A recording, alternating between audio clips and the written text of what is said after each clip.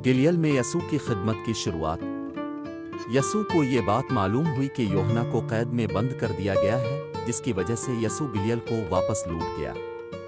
यसू नासरत में नहीं रहे और झील से करीब कुफरनहुम के गांव में जाकर रहने लगे, और ये गांव ज़ाबूलून और नफ्ताली की सरहद ओहे से करीब है। सा नबी के जरिया से खुदा की कही हुई बात इस तरह पूरी हुई। ज़ाबूलून सरहद, नफ्ताली सरहद। समंदर की तरफ जाने वाली सड़क के किनारे की जमीन यरदन नदी के पिछहम सरहद। गिलियल के गैर यहूदी लोगों को देखो, लोग अंधेरे में जिंदगी गुजार रहे थे। तब इनको एक बड़ी तेज रोशनी नजर आई। कब्र की तरह घुप अंधेरे मुल्क में जिंदगी गुजारने वाले उन लोगों के लिए रोशनी नसीब हुई।